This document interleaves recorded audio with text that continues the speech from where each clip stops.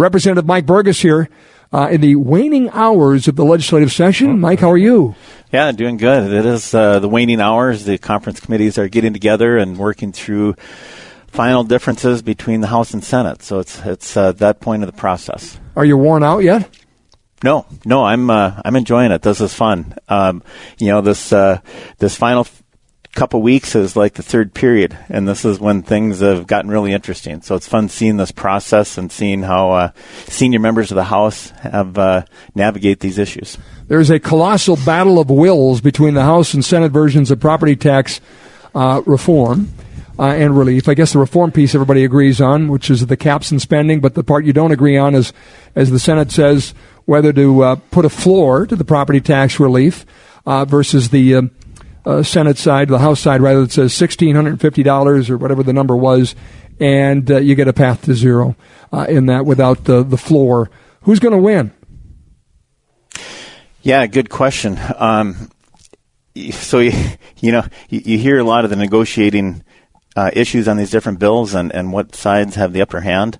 Hard to know on this issue. It feels like both sides are really dug in. And, on one side, property tax relief, feels like everyone should get some. On the other hand, when you put a floor in there, you put in a floor that is going to carve out some people from getting property tax relief, from my understanding on what the proposals are. Mike Dafey calls it the haves and the have-nots. Yeah. Yep. That you're going to create this class of folks that don't. The Senate folks say, well, if they don't have a skin in the game, you got a $300,000 house, rather than getting to zero, when you say that your property tax is $3,000, you'd be capped at $750, and then maybe you'd be less inclined to go vote for any bond rent friend. That's their argument. Do you buy that? Well, I believe there has to be skin in the game, because one of the things that controls our tax rates is when individual taxpayers are paying and they get frustrated and they show up at the meetings and they voice their concerns. If people don't have skin in the game, who's going to show up and express frustrations for tax rates? So you agree with the Senate side on this one? No, but I understand the concept of having skin in the game. So I grew up in a small town. And in our small town, we had some of the other towns had nice Greyhound buses, and we had these old yellow buses. But you know what? Our parents, they knew why we had these old yellow buses, and because they were paying for part of them. They were in that decision, right? More with Representative Mike Berg of Bismarck talking about the final days of the legislature. Mike has been one of the legislators. We followed the entire session for the North Dakota Petroleum Council and the Lignite Energy Council. It's been a pleasure to get to know him and just find out about the work that legislators do. This place is going to be, for lack of a better term, run by newer faces and the legislators as term limits kick in. So these people are going to be very important for the future governance of the great state of North Dakota, the younger members, I mean, by these people. Mike, just to finish on the property tax thing, your analogy on the school bus thing, explain what you mean by that. Yeah, well, I think when we've got no one likes to pay taxes, but when we do have a skin in the game, that provides a checks and balances, right? And if and the school bus example is if parents in school, people invested in the school, are paying for part of the school bus cost, that helps keep a lid on the price of school buses, right? And everything else. So I understand that part of it's skin in the game. If we don't have taxpayers with skin in the game, who's going to show up and control spending? Yeah, and that's something we do not do very well in the state of North Dakota. We do a very good job of complaining about property taxes, and all of that is warranted, especially the increases. That's why I think people just had enough. They just keep going up and up and up and up. And I did talk to somebody the other day on the air about the skin in the game thing, and he said, well, wait a minute. If I go back 10 years, you're going to put me back. His point was I should get to zero because you've done all these increases, and now you just get me back to where my baseline was. So I'm not getting the relief, which seemed to me a pretty good argument for a path to zero. You agree?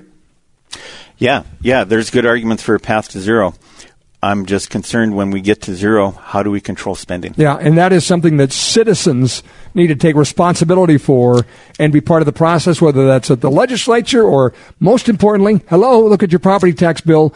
Schools get an enormous amount of money from energy, by the way, and spend and spend and spend. So all good points. Any other big legislative priorities for you this session? Well, one of the things I've been involved with on appropriations is Department of Corrections and Rehabilitation, and that's been a learning experience going through that. I think one of the issues that we campaigned on was making sure that our law enforcement and state prison system, they've got the tools and the resources they need to enforce our laws, and that's a high priority. They don't create our laws, but they enforce them and implement them. Do they need work in the way of reforming, for instance, the transitional housing, the idea that judges say, Mike Berg, you're a bad guy, you're convicted, and you're going to stay in jail for this amount of time, and then DOCR says, we'll let you out early. I mean, does that process need reform? Well, one thing that I didn't understand that I do better now is that our Department of Corrections and Rehabilitation, the first part of that, when someone gets sentenced, they're going in for the punishment part of that, and that's the punishment for your crime. The last part of that is the rehabilitation, that this person that committed these crimes and is pulled out of our society is going to be going back into our society. And the rehabilitation side really is public safety. This person that committed this crime is, when they get out, they're going to be in our society. Makes total sense.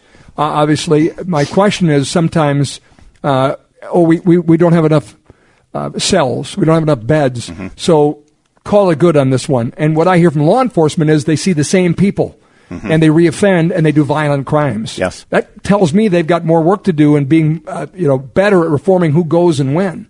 Am I wrong? Well, yeah. I mean, so there are people that one